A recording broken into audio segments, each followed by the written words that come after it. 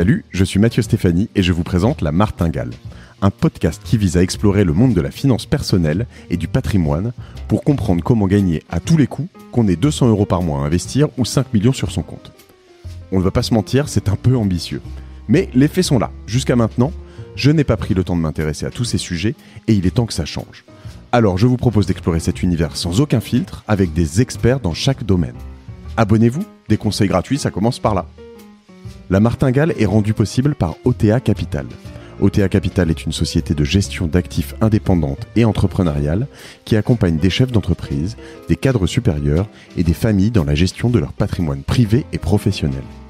En gros, si vous avez besoin de conseils sur le plan fiscal, juridique, financier ou social, je vous recommande vivement de contacter OTA Capital sur la martingale@otacapital.com, avec un tiret entre OTA et Capital. Rencontrez-les, ils sauront vous guider. L'idée d'OTA Capital, c'est du bon sens et de la pédagogie dans la gestion patrimoniale. Allez-y! Bonjour à tous, je suis aujourd'hui chez Ledger avec Eric Larchevêque. Salut Eric. Salut. Alors Eric, chez Ledger, vous faites de la sécurisation de crypto-monnaies ? Oui, c'est ça. C'est une technologie de sécurité basée sur la carte à puce. Donc, on est quand même plus dans de la sécurité matérielle. Hein. C'est pas de la cybersécurité dans le cloud. Et on propose des solutions qui vont venir sécuriser les clés privées ou les bons porteurs de crypto-monnaies, crypto-assets. Et on destine nos solutions à la fois pour les particuliers sous la forme de coffres digital, hardware wallet en anglais. Les entreprises, là, c'est plus du back-office et des déploiements un petit peu plus compliqués. Et là, on se destine principalement aux institutions financières. Puis enfin, on déploie aussi notre technologie dans tout ce qui est objets connectés et on aide ces différents objets justement à pouvoir soit effectuer des transactions sécurisées entre eux, soit sécuriser et gérer la chaîne de confiance sur la captation de données critiques. Ça a l'air assez technique tout ça. C'est très technique, oui. On va pas rentrer dans ce détail technique, même si pour une petite question, quand tu parles d'institutions financières, ça va enfin, sans citer forcément tes clients, mais d'un SocGen, Société Générale ou BNP, à la Banque de France ou à des sortes d'organismes publics. Alors déjà, on est beaucoup plus à l'international. Ouais. On fait 98% de notre chiffre d'affaires à l'export. On a des bureaux à San Francisco, à New York, à Hong Kong, et nos clients sont plutôt situés dans ces zones géographiques-là, surtout les institutions financières. Il y en a bien sûr en Europe, mais là on parle effectivement de banques, de hedge funds, de fonds d'investissement, et comme la maturité liée aux crypto-assets est un peu plus forte, on va dire, soit en Asie, soit aux États-Unis, en tout cas les institutions françaises sont un petit peu en retard là-dessus, et déjà ça se compte, nos clients en France se comptent sur les doigts d'une main. Bon alors à noter pour asseoir un peu ta légitimité peut-être égale ou mise en perspective par rapport au montant levé, vous avez levé beaucoup d'argent, donc tu es très légitime. Non, je sais pas si c'est une mesure, je pense pas que ce soit la seule ou la meilleure, non. Mais effectivement, oui. Près de 70 millions d'euros en 3 ans, enfin, entre la création et 2018. Oui, voilà, donc, sur 5 ans à peu près. Très bien. Et donc, vous êtes vraiment un poids lourd de tout ce qui est crypto. On est sûrement l'entreprise en France qui est la plus importante dans le domaine. On a au total presque 200 salariés. Et dans le monde, on est clairement le leader mondial des solutions de sécurité d'infrastructures pour applications blockchain.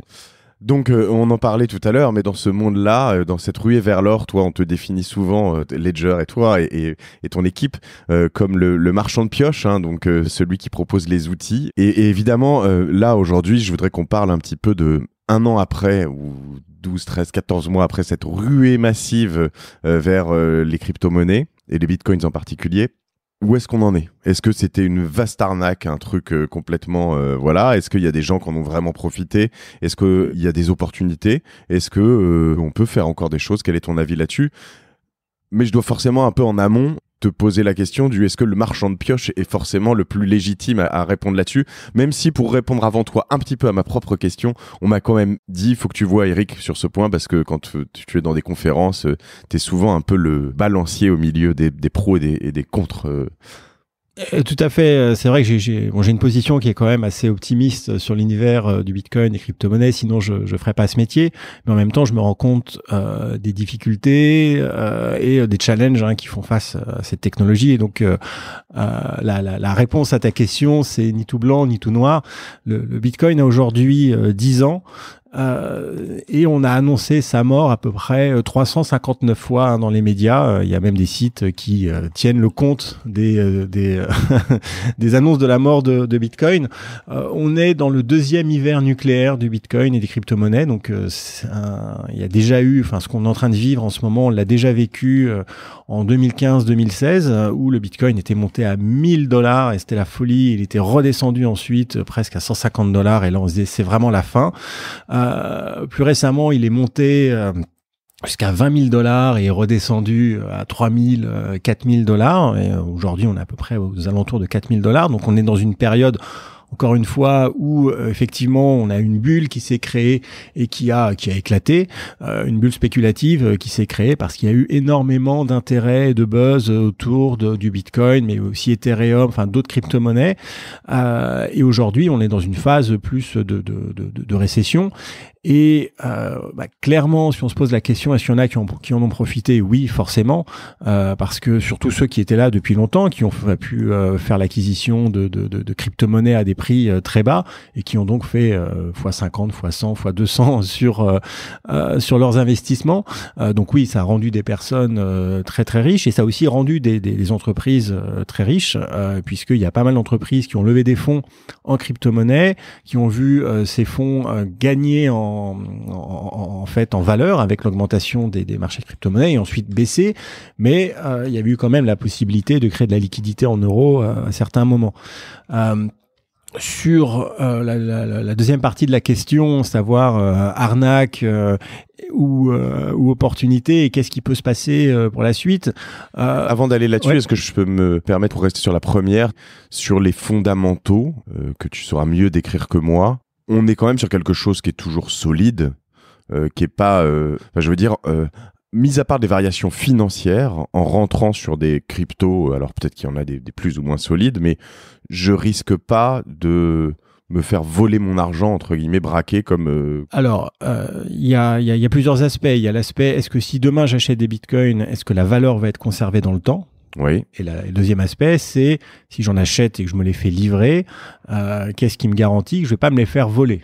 Voilà, j'ai l'impression que de temps en temps, le débat sur la monnaie ultra sécurisée est un peu remis en question. Alors, ce qui est certain, c'est que la technologie sous-jacente est extrêmement sécurisée et résiliente. Elle a fait ses preuves depuis 10 ans, malgré toutes les catastrophes, les scandales, les bulles qui éclatent, les problèmes. Bitcoin existe toujours et Bitcoin est là pour durer. Et ça, je pense que personne ne remet maintenant en cause en fait cette analyse. C'est extrêmement solide. La valeur ensuite associée au token Bitcoin par rapport à l'euro, le dollar, elle a une forte fluctuation. À la base, le Bitcoin a été créé pour être une valeur complètement débasée par rapport à l'euro, le dollar par rapport à l'économie classique. C'est un peu un balancier qui est issu de la crise financière de 2008 avec la promesse de créer quelque chose de différent. Et là-dessus, le Bitcoin remplit son rôle puisque il permet de pouvoir investir son argent sur un asset, une classe d'actifs qui n'est pas du tout liée en fait à l'économie classique. Sur la capacité de pouvoir garder les fonds et de pas se les faire voler, là, la bonne nouvelle, c'est qu'il y a quand même des outils. En fait, comme le Bitcoin est décentralisé, c'est-à-dire qu'il n'y a pas de banque, il n'y a pas de banque centrale, il n'y a pas non plus de banquier, ça veut dire qu'on est son propre banquier. Et c'est vraiment comme si on achetait de l'or physique et qu'on se le faisait livrer. Donc, si on se fait livrer un lingot d'or, en fait, il faut le sécuriser. Et il y a plusieurs manières de le faire, il y a des bonnes et des mauvaises manières de le faire. Et souvent, ceux qui vont se faire voler, c'est ceux qui ont décidé de le laisser sur la cheminée. Et quand un voleur rentre, il n'a plus qu'à se servir. L'équivalent dans le monde du Bitcoin de faire ça, c'est vraiment utiliser en fait un portefeuille sur son ordinateur, sur son PC, de pas faire attention. On se tape un virus, le virus scanne la mémoire, il récupère en fait des clés privées, c'est les bons porteurs qui permettent d'identifier la personne sur le réseau de valeur. Et là, c'est la fin, puisqu'une fois qu'on a ce bon porteur, on peut dépenser les fonds qui sont associés. Et c'est pour ça qu'il y a des outils de sécurité. C'est ce que fait Ledger, en proposant des coffres digitaux qui permettent d'assurer la sécurité informatique des bitcoins. Donc aujourd'hui, quelqu'un qui se renseigne un petit peu, qui passe un minimum de temps pour comprendre comment ça fonctionne et pour s'équiper, ne peut pas se faire hacker de ce côté-là. Il y a eu beaucoup de progrès, à la fois dans la technologie, l'usage et aussi l'éducation. Parce que comme souvent, les problèmes viennent d'un manque d'éducation. Donc aujourd'hui, quelqu'un qui voudrait investir n'aura pas ce type de problème. Par contre, ce qui est certain, c'est que tout ce que vous investissez dans le Bitcoin ou dans d'autres crypto-monnaies, c'est volatile. Il faut jamais investir plus que ce qu'on est prêt à perdre, car il n'y a absolument aucune garantie sur le fait que le Bitcoin va conserver sa valeur, ça va monter, ça peut descendre. Enfin, c'est aujourd'hui extrêmement volatile et risqué. Donc je conseille à personne d'investir dans le but uniquement en fait de se faire de l'argent et surtout il faut pas se mettre à risque là-dessus. Sachant que c'est compliqué parce que tu parlais de sous-jacents technologiques, mais les sous-jacents économiques, on va dire, financiers, sont pas évidents à palper. Je veux dire souvent. C'est compliqué. C'est en fait la seule manière de comprendre comment fonctionne Bitcoin sur un sous-jacent économique, c'est de comprendre comment fonctionne l'argent. Et en fait, quand on commence à rentrer un petit peu dans ce débat, on s'aperçoit que on ne sait pas en fait qu'est-ce qui définit la valeur de l'euro, comment est-ce que ça fonctionne, est-ce que l'euro existe vraiment, est-ce que c'est une monnaie physique qui a vraiment une valeur garantie. Peut-être qu'il y a encore des gens qui pensent que l'euro est garanti par des stocks d'or dans une réserve. Bon, ça fait des décennies que ça n'existe plus. Et donc, en tout cas, vouloir comprendre Bitcoin amène à comprendre le système financier. Et ça, c'est très intéressant. Et on ne peut pas perdre de temps, en tout cas, à s'intéresser à cette question. Et c'est pour ça, par contre, je peux conseiller à tout le monde qui a un peu de temps d'aller sur Wikipédia et commencer à lire. Que notamment Yuval Noah Harari touche du doigt sur son bouquin Sapiens. Je sais pas si tu l'as lu, mais il explique vraiment justement le fait que l'argent, en fait, une monnaie n'existe pas. Enfin, en soi, pourquoi on donne un bout de valeur à une pièce Ah oui, tout à fait. Voilà. Fiat, en fait, quand on parle de monnaie fiat, ça veut dire la valeur vient du fait qu'on décide quelle est une valeur. Tout est basé sur la confiance. Et de toute façon, aussi, Bitcoin a de la valeur parce que les gens font de la confiance dans la technologie qui garantit qu'on ne peut pas faire de faux Bitcoin, que l'émission est régie par un algorithme, donc on ne peut pas faire fonctionner la planche à billets. Et comme plus les années passent, plus la technologie montre sa résilience, bien plus on est capable de faire confiance. Et c'est pour ça que il y a beaucoup de gens qui investissent dans le Bitcoin et qui quelque part maintiennent ce prix et créent cette spéculation. Et alors, une des choses qui pourrait faire que ça monte et que c'est utilisé de plus en plus, c'est le fait que ce soit utilisé de plus en plus, c'est le fait qu'on puisse payer des choses en Bitcoin. Alors, c'est l'usage et c'est la confiance. Et la confiance, elle est déterminée à la fois par plein de facteurs, dont effectivement l'usage, mais aussi l'accès à la liquidité, le fait qu'il y ait de plus en plus de plateformes qui permettent facilement d'accéder à du Bitcoin, parce que si demain vous dites tiens, je vais investir 100 € dans du Bitcoin juste pour voir, pour comprendre. Et ça, par contre, c'est une bonne idée parce qu'à 100 €, on risque pas de se ruiner. On va s'apercevoir que c'est pas forcément simple. C'est un peu comme on dit, je veux faire du trade FX, faut ouvrir des comptes. Et on arrive de plus en plus avec des solutions où des néobanques peuvent permettre d'acheter du Bitcoin en un clic. Donc ça aussi, ça contribue à l'accès et ensuite à l'usage.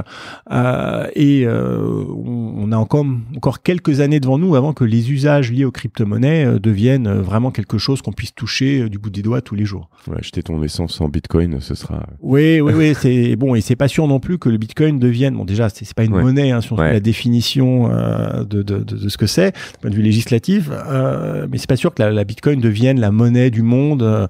C'est plus une sorte de réserve de valeur alternative, à mon sens. D'accord. Qui peut être, si d'autres choses s'effondrent, être un refuge intéressant. Si on pense que, par exemple, la dette, soit la dette dollar, la dette euro, si on pense que l'économie en fait ne va pas très bien, qu'à un moment on va avoir un gros problème, et au même principe, sur le même titre que on peut acheter de l'or pour avoir une sorte de réserve de valeur, le Bitcoin a du sens. Ça a du sens de ce côté-là parce qu'effectivement, il n'est pas lié en fait aux indices économiques classiques, et donc c'est une réserve de valeur alternative, et c'est pour ça à la base que qu'on s'y intéresse. Si je lis un peu entre les lignes, tout comme c'est quelques personnes que je connais qui se sont fait payer souvent des ingés ou potentiellement des créas, mais souvent des ingés qui se sont fait payer, je sais pas pour quelle raison, par fun un peu j'imagine, mais des piges en Bitcoin. Des piges en Bitcoin, ouais. Donc on fait une journée de boulot et puis à l'époque le Bitcoin valait 200 ou 300 $ et puis du coup ça les faisait marrer, donc ils en ont fait, puis ils avaient 10 Bitcoins et puis tout d'un coup les 10 Bitcoins valent 200 000, donc ils en vendent la moitié s'ils ont du flair. Ce que tu dis un peu entre les lignes, alors on n'est pas là pour donner des conseils, mais qu'il n'est pas complètement con en soi de se dire si je gagne bien ma vie, si je mets 200 balles par mois dans des bitcoins. Voilà. Non, exactement. Je pense que le conseil, c'est qu'il faut s'y intéresser. Ça vaut le coup de passer un peu de temps de s'y intéresser. Et pour bien le comprendre, souvent, il faut le manipuler un petit peu. Donc voilà, investir un petit peu d'argent qui n'a aucun impact sur sa capacité d'acheter à manger, de payer son loyer. Là, oui, c'est quelque chose que je peux conseiller, parce que de toute façon, on va pas perdre de temps à s'intéresser à cette technologie, et on n'est pas à l'abri d'une bonne surprise. On n'est pas à l'abri d'une mauvaise surprise non plus. Mais voilà. Il n'est pas exclu que de 4000, il passe à 400, mais il n'est pas exclu aussi qu'il passe à 40 000. Voilà, donc la volatilité est très importante. Et si on parle un peu des autres cryptos, oui, parce qu'on a juste parlé du Bitcoin, mais il y en a d'autres. En fait, il y a des crypto-monnaies, une autre qui est assez connue, c'est l'Ethereum, avec l'Ether comme token. Et lui, en fait, a été créé plus pour créer des smart contracts. Et ça veut dire quoi? Ça veut dire avoir la possibilité de pouvoir programmer de la monnaie de manière native. C'est-à-dire, si on prend un contrat d'assurance, on va être capable, en fait, de décrire la manière dont fonctionne le contrat d'assurance dans du code, parce que de toute façon, c'est souvent du code, après traduit en contrats divers, mais donc on écrit ce code informatique, et ce code informatique va être exécuté par la technologie blockchain. On ne pourra pas modifier ce code, on peut l'auditer, on est certain qu'il va s'exécuter, et donc, si par exemple on fait une assurance d'avion qui arrive en retard, et par exemple c'est ce qu'a fait AXA pour un petit peu faire une preuve de concept, on est capable de placer, en fait, d'acheter ce contrat, et ensuite ce contrat va se résoudre en je paye ou je paye pas en fonction, en fait, de si l'avion arrive ou pas. Et comme tout est automatique, eh bien, on n'a pas besoin d'avoir, je dirais, des auditeurs, de la compliance, du back-office, et donc, c'est beaucoup moins cher. Et à la fin, la promesse, c'est qu'on va être capable de pouvoir créer des applications financières, quelles qu'elles soient. L'assurance paramétrique, c'est juste un exemple, de façon beaucoup plus flexible et à un coût beaucoup plus faible. Et donc, ça, c'est lié à l'Ethereum. Ça, c'est la promesse, en fait, d'Ethereum et d'autres crypto-monnaies, d'autres technologies blockchain qui intègrent aussi la capacité de programmer. Donc, il n'y a pas qu'Ethereum. Mais Bitcoin ne le permet pas. Bitcoin ne le permet pas. Il permet de faire des contrats très, très limités, donc de multisignature avec du séquestre, des choses très simples. Donc, c'est pour ça que si on simplifie, Bitcoin, c'est vraiment la réserve de valeur, aujourd'hui en tout cas. Et Ethereum, c'est plus pour construire des applications complexes. Alors, ça va certainement changer dans les années qui viennent parce que les technologies évoluent. Bitcoin va se doter de systèmes qui va lui permettre de faire du paiement, des microtransactions un petit peu plus facilement, parce qu'aujourd'hui les frais pour chaque transaction sont pas énormes, mais ne permettent pas de faire de la microtransaction parce qu'il y a une limite au nombre de transactions qu'on peut faire par seconde. Le Bitcoin, le maximum théorique, c'est 7 transactions par seconde. On est peut-être plus proche, en fait, de 4 ou 5. Si on prend un réseau Visa, on est au pic à 20 000.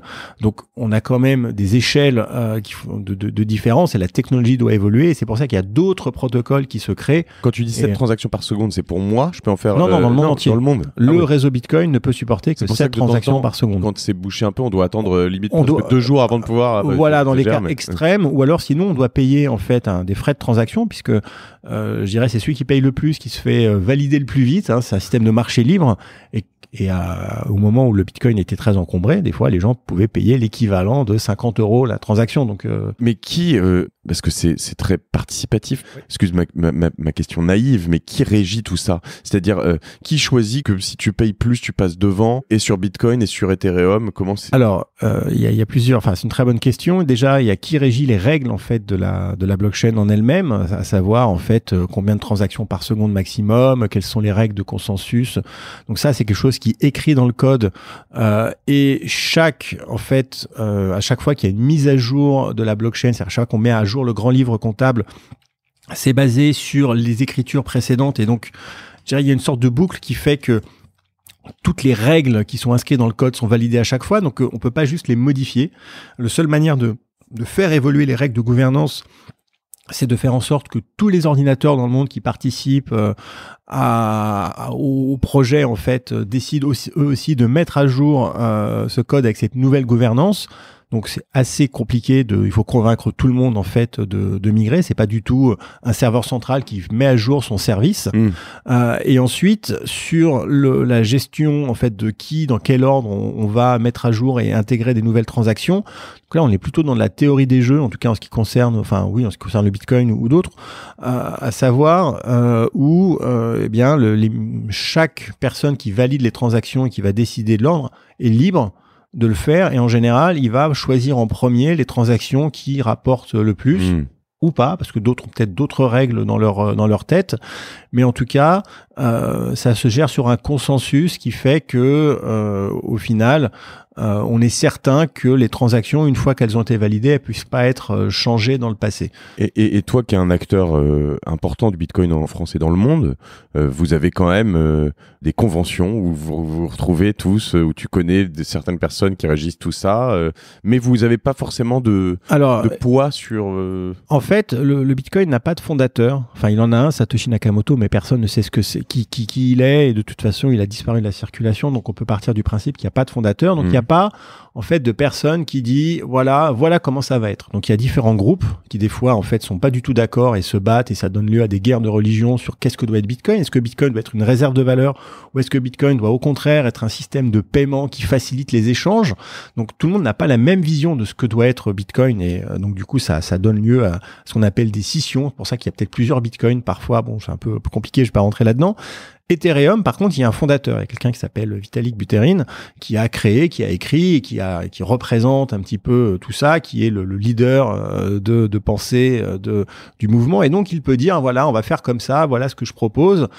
Et certes, tout le monde n'est pas obligé de le suivre, mais comme il a une légitimité, ça facilite. En fait, donc c'est un peu le benevolent dictator, c'est lui qui va dire voilà, ça va être comme ça, et ça va permettre de mettre à jour la gouvernance. Et après, il y a des blockchains comme Tezos qui se sont créés dans l'objectif de pouvoir faciliter les mises à jour de gouvernance avec des processus de vote et d'élection. Donc tout ça, ça évolue, mais ce qui est sûr, c'est que c'est à la fois passionnant, mais aussi quand même assez compliqué parce que la technologie est en perpétuelle évolution. Et alors, si moi j'ai envie de croire de loin à des opportunités, je me dis, il faut être capable d'identifier le prochain Ethereum, le prochain Bitcoin, oui, tout à fait, et rentrer dedans assez tôt. Mais c'est là où tu risques quand même des choses, parce qu'il y a... Bien sûr, là, le risque est encore plus élevé que Bitcoin, c'est pour dire, puisqu'il y a des blockchains, des nouveaux tokens qui vont se créer, et parfois, il y a des projets qui sont complètement, en fait, proches de l'arnaque, c'est vrai, avec des gens qui créent un projet simplement pour appâter des gogos qui se disent ça va être le prochain Ethereum. Donc, il faut vraiment se méfier, puisque il y a des gens qui essaient de profiter de cette ruée vers l'or. Bon, c'est un peu moins le cas maintenant, parce que ça s'est calmé. Donc, il faut vraiment étudier, prendre le temps, se faire conseiller, parler à des gens qui connaissent, aller voir des gens qui connaissent. C'est qui les gens qui connaissent? Les gens qui connaissent, c'est soit des amis à vous qui connaissent, soit sinon vous allez sur les communautés, vous commencez à discuter, essayer, mais ça veut dire qu'il faut quand même passer du temps. Il y a une barrière à l'entrée. Il y a quand même une barrière à l'entrée. Ou alors il faut aller voir des professionnels type CoinHouse à Paris qui, mais ils sont pas là pour faire du conseil en investissement, mais en tout cas peuvent donner des grilles, des clés de lecture pour mieux comprendre en fait ce qui peut nous intéresser. Puis aussi après, en fonction de votre profil à vous, vous pouvez dire moi ce qui m'intéresse c'est plutôt ça. Puis après vous pouvez faire des paris. Et là, dans les nouvelles cryptos, il y en a que tu regardes, que tu as vu, sans conseiller encore une fois. Mais Oui, en fait il y a des projets assez intéressants qui permettent de créer des nouvelles, c'est vraiment des nouveaux protocoles de blockchain. C'est pas juste des clones, c'est pas juste on copie le code de Bitcoin, on en fait un nouveau et on fait du marketing. Donc j'ai parlé de Tezos tout à l'heure. Il y a aussi Cosmos qui essaie de joindre les blockchains entre elles, et Polkadot. Enfin, il y a quand même pas mal de projets assez intéressants qui vont mettre du temps à se développer parce qu'ils s'attaquent à des sujets quand même très compliqués, mais sur lesquels on peut effectivement avoir de bonnes surprises dans le futur. Il y aura sûrement une sorte de nouvel Ethereum qui va se développer, et ce sera à mon avis Oui, peut-être. Enfin, Tezos, Cosmos, Polkadot, et encore d'autres qui sont pas encore arrivés à maturité. Et si je me dis, alors je connais pas bien les frais là-dessus, mais si je me dis demain je vais rentrer avec, je sais pas, 1000 euros ou 10 000 euros, ou alors venir tous les mois et que je me dis je mets 50% sur du Bitcoin, 25 sur de l'Ethereum et 25 sur Tezos, Cosmos et Polkadot, c'est pas forcément. Alors les frais, en fait, ça dépend comment on le fait, parce que c'est un peu comme si on va acheter du dollar.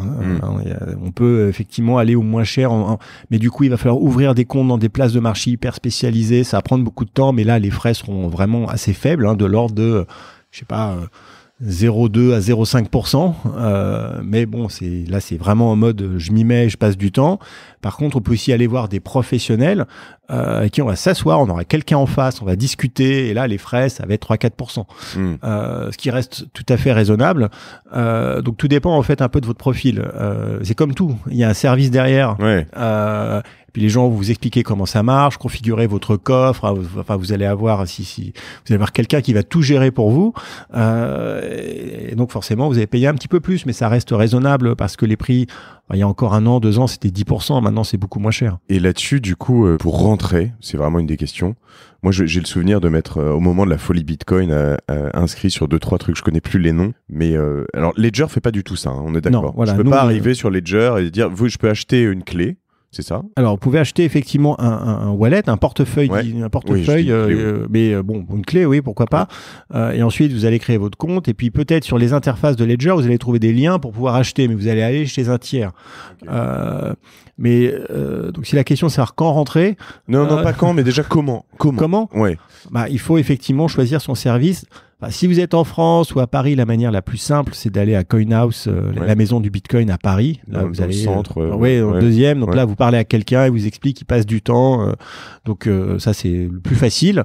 Sinon, il faut quand même aller sur Internet, regarder, choisir sa place de marché en fonction de là où on habite Et quand j'achète un hardware wallet, donc chez Ledger, je l'achète, je le commande, je le reçois, et après je me lance un peu là-dedans, c'est l'idée? Oui, c'est ça. Vous allez effectivement créer le compte, et puis vous allez avoir des comptes Bitcoin dont ils vont être vides. Et ensuite, le but, ça va être d'acheter, et donc après, vous pouvez aller en ligne avec votre carte de crédit. T'as pas 3 Bitcoins offerts pour un compte ouvert? Non, non, parce que sinon, je pense que malheureusement, on aurait dû mettre la clé sous la porte. Mais après, il faut effectivement choisir l'endroit où acheter. On peut acheter par carte de crédit, mais il faut quand même passer par un processus où on doit donner son identité. Si vous allez chez CoinHouse, vous pouvez le faire en ligne aussi. Mais voilà, c'est pas instantané. Il faut prendre un petit peu de temps. C'est pour ça qu'il faut. De toute façon, c'est pas plus mal que ça prenne du temps, parce qu'au moins on fait pas n'importe quoi. Et pour les gens qui se posent quand rentrer, est-ce que c'est le bon moment? C'est jamais le bon moment. Enfin, c'est toujours le meilleur moment pour rentrer maintenant, on va dire. Moi, le conseil que je peux donner, c'est plutôt que de mettre un gros paquet en une fois, échantillonner. Tous les mois, vous mettez 100 euros par exemple, plutôt que de mettre 1000 euros d'un coup, comme ça vous achetez sur un an. Celui qui a beaucoup d'argent, il peut mettre 10 000 euros par mois s'il veut. Oui, alors voilà, s'il a 5 millions... c'est comme Jack Dorsey, le fondateur de Square, vous pouvez mettre 10 000 euros par semaine dans le Bitcoin. Mais voilà, échantillonner, c'est souvent la meilleure approche parce que sincèrement, personne ne sait quand rentrer. En tout cas, c'est sûr, c'est mieux de rentrer maintenant qu'il y a un an. Mais dans 6 mois, je ne sais pas quel sera le prix du Bitcoin. Et pour finir sur Ledger, quand je prends un compte, j'achète un hardware. Est-ce que je paye encore après? Non. C'est vous achetez vraiment. C'est comme si vous achetiez un coffre. Ça a un coût. Puis ensuite, voilà. Et c'est à partir de combien? C'est à partir de 59 euros. Ok. Écoute, je vais regarder ça. Ça m'a donné envie quand même. T'as investi, toi? Bien sûr, je me suis intéressé au Bitcoin en 2013. Là, quand on s'y intéresse, forcément, on a besoin de manipuler. Et donc, on achète et j'ai investi, bien sûr. Et t'as vendu déjà? Oui, j'ai vendu, notamment pour pouvoir effectivement participer à des augmentations de capital dans Ledger. Oui, tout à fait. J'ai déjà acheté, j'ai déjà vendu, j'ai payé mes impôts dessus. L'État n'accepte pas les bitcoins pour les... Non. Donc il faut payer, il faut vendre ses bitcoins pour pouvoir avoir l'argent pour payer les taxes et ensuite payer les taxes sur la vente qu'on vient de faire en bitcoin pour payer. Voilà, c'est un peu infini, mais oui. Et d'ailleurs, loin de moi, je suis pas du tout un promoteur de l'évasion fiscale, et je tiens à le dire, c'est important ici. Mais il y a pas un côté un peu dark dans tout ça justement, où en fait c'est pas un peu les îles Caïmans le Bitcoin ou... Alors il y a, comme toute technologie, comme tout moyen de paiement, il y a des usages un peu dark, c'est-à-dire qu'on peut tout à fait se dire, je vais acheter du Bitcoin et ni vu ni connu, je vais garder mon wallet dans mon coffre et je le dirai à personne. Et puis ça fait x100 et je revends et je prends 1 million d'euros. Le problème après, ça va être ce million d'euros. Déjà, il va falloir le virer sur un compte bancaire. Ensuite, il va falloir justifier de ce que vous allez faire de cet argent. Vous allez vous acheter une Ferrari, votre voisin va vous dénoncer. Donc en fait, on retrouve, on retrouve sur des problèmes en fait assez basiques. Donc au final, il faut être, bien sûr qu'on peut faire de l'évasion fiscale et ne pas payer les gains sur ce qu'on va gagner, ou alors si on veut faire de la transmission de patrimoine, on peut le faire. Hop, mais c'est vraiment comme si on avait de l'or dans son jardin. Ouais. Après, il faut être bien outillé pour pouvoir le remettre en circulation, parce que le fils va vous dire, mais attendez, ça vient d'où tout ça? Donc, je dirais que c'est un moyen de le faire, mais ça résout pas tous les problèmes. Et toi, sinon, c'est quoi ta martingale? Ma martingale? Ouais. Alors, ma martingale, c'est un jeu, c'est un terme qui vient des jeux d'argent. Ouais. J'ai beaucoup joué au poker dans ma vie et j'aime bien jouer au blackjack. Ouais. Et donc, ma martingale, c'est en fait d'essayer d'avoir d'essayer de jouer avec l'argent du casino au blackjack selon des principes bien particuliers. Jusqu'à présent, ça m'a réussi, mais je tire pas trop sur la corde. Et en perso, là, sans forcément aller...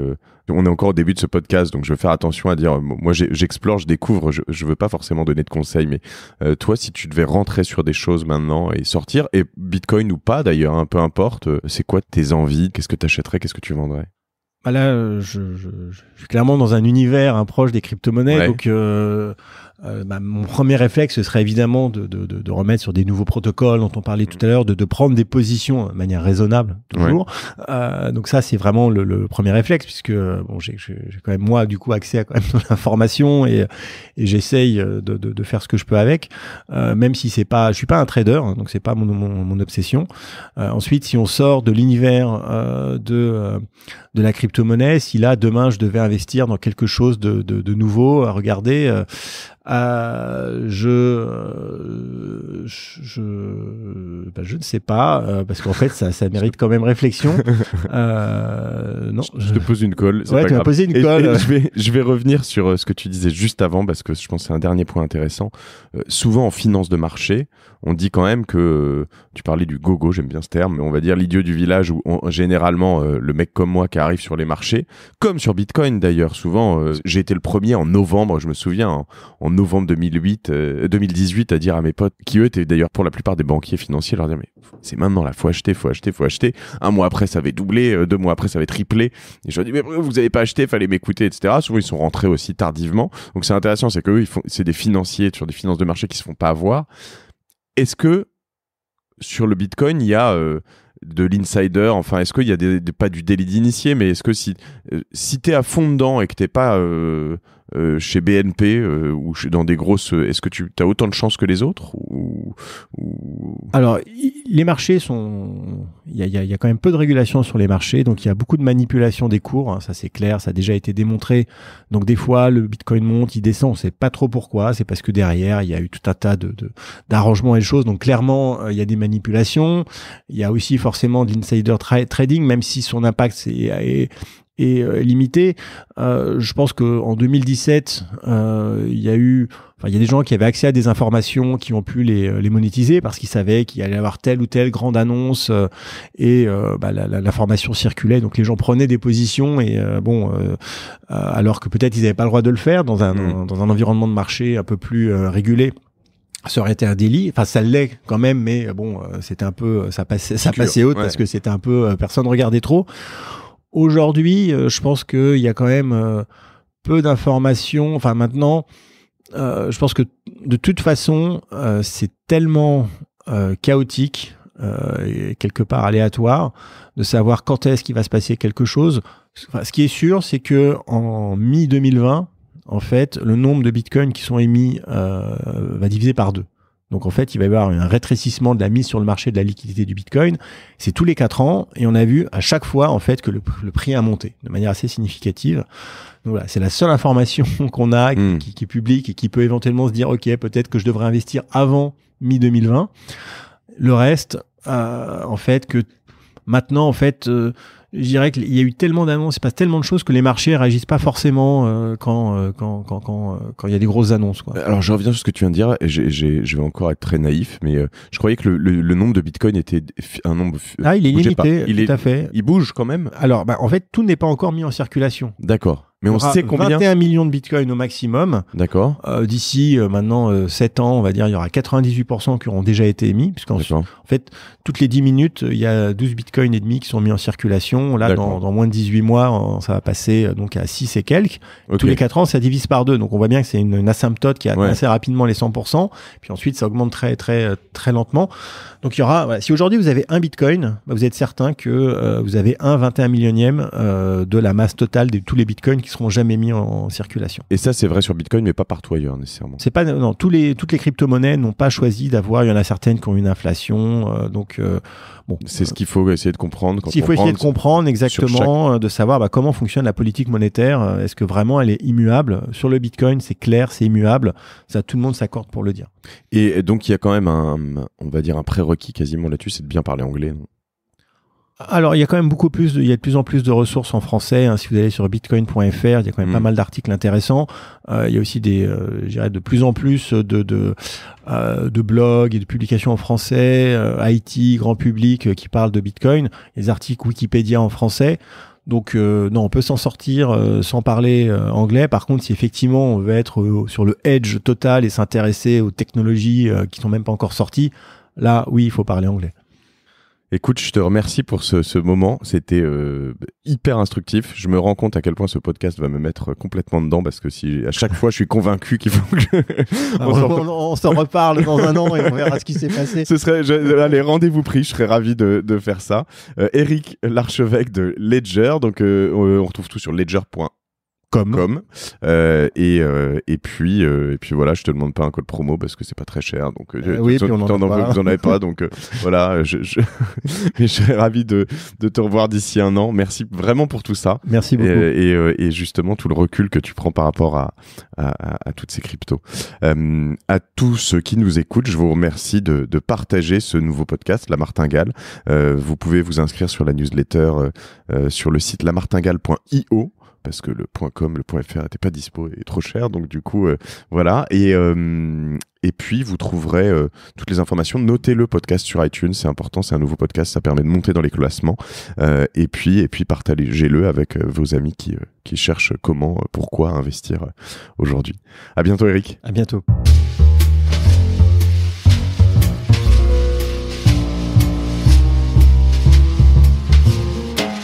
Merci d'avoir écouté La Martingale. Si ce podcast vous a plu, n'oubliez pas de le partager autour de vous et de vous abonner à la newsletter sur lamartingale.io. Si vous trouvez 2 minutes, merci également de lui donner 5 étoiles sur iTunes si vous êtes sur un environnement Apple. C'est important pour faire émerger ce podcast dans les classements. Nous revenons dans 15 jours avec un nouvel épisode. Je tiens à remercier particulièrement OTA Capital, sans qui ce podcast n'aurait pas été possible. N'hésitez pas à faire un premier rendez-vous avec OTA Capital et à me dire ce que vous en avez pensé. Vous pourrez les contacter directement sur leur site internet ou sur le mail lamartingale@ota-capital.com. Ce podcast est produit par Cosa Vostra. Je remercie toutes les équipes de production, en particulier Camille, Fatma et Dalanda.